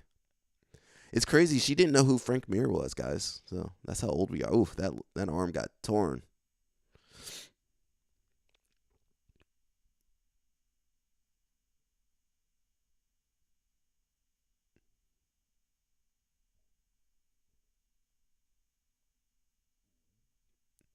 And as you guys know, her nickname is Daddy.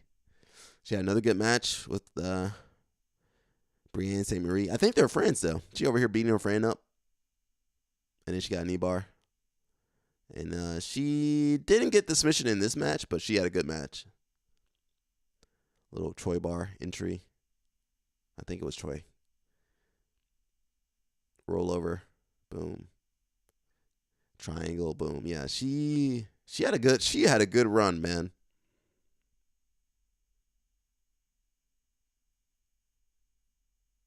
She was on that arm. She had the triangle.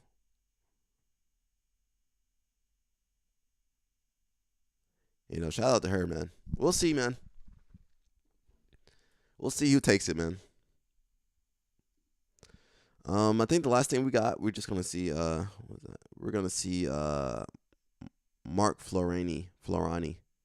So he's the brother of the owner of Flow Sports.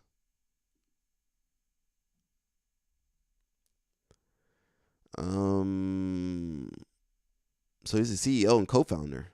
I don't think I met him unless he's bald now. I think I met the brother. So this is who Craig Jones is replacing, guys. The chief marketing officer. Oxy Erdurk. I don't know where she's from. Chief operating officer, EVP, general counsel, EVP global rights acquisition. So I think he's in charge of the music, culture, and people strategies. What is that? Corporate development and strategic finance, EVP of product and engineering. So some of their partners, culture, news partners. It's kind of cool to see who's actually run these things. Not now. I don't know what get out of here. LinkedIn sucks. Austin, Texas. Have you guys seen Glassdoor? Flow grappling on Glassdoor? Let's look that up, guys. Have you guys seen that before?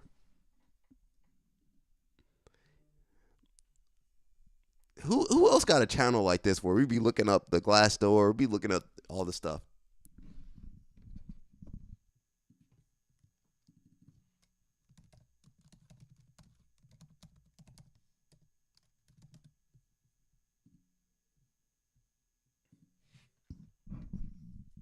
So, you know, they rank the jobs, basically, you know. So Flow Sports has, which owns Flow Grappling, has a 3.0. And only 42% will recommend this job to a friend. And Mark Florani, is that the guy we just saw? Is that Mark over there? Yeah. Mark Florani. He's got a 38% approval rate, which, you know, I think that's pretty bad. 38%.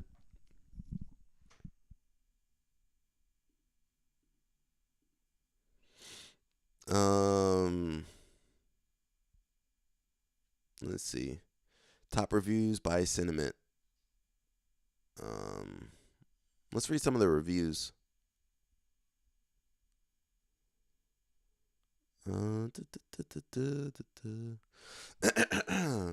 It says Flow review 3 stars, live stream operator. Pro was good team, great office, good parking. Cons are poor pay, overworked, and poor communication. Are these the guys that are going to be running the CJI? They're going to mess it up. Great coworkers, all I can say. Former employee, more than 3 years. Coworkers are great people to work with. Con is coworkers is the best benefits. Well, I guess there's no benefits working there. So when you guys are complaining about flow grappling, just realize that the people working there don't like flow grappling either.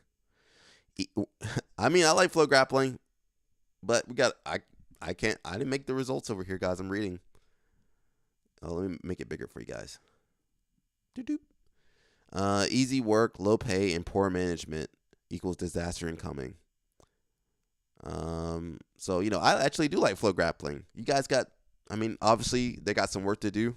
I want to be in good standing with flow grappling. I'm not hating on you guys too much, but there's some improvement we can do flow grappling. It seems like a lot of it's from the CEO. So hopefully he doesn't take my channel down.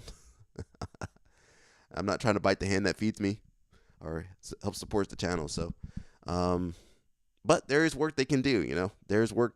There's clearly some work that can be done. I'll let you guys finish that if you want. But 3.0 flow grappling, we got to get that up. We got to get those numbers up. All right, guys, I think that's it. I got training today, so I'm going to get ready for that. And almost done with my research for my new video.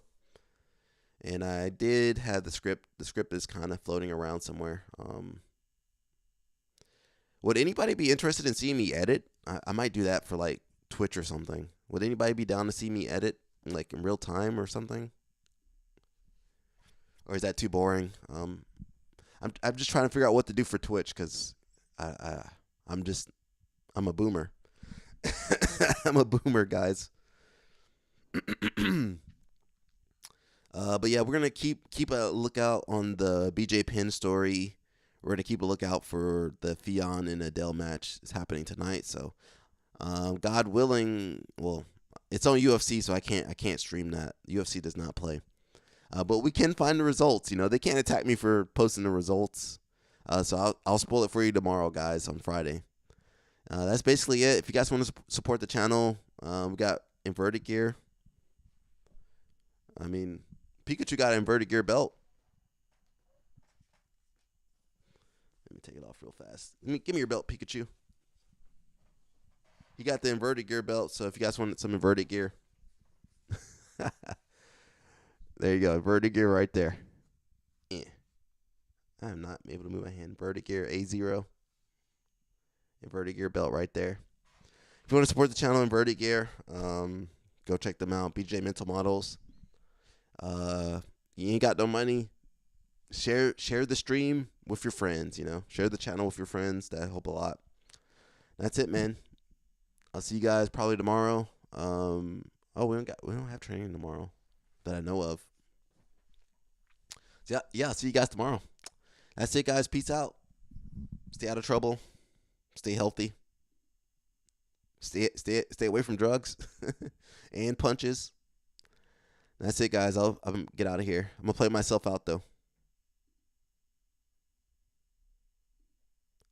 and I'll see you guys. Bye bye. Hey.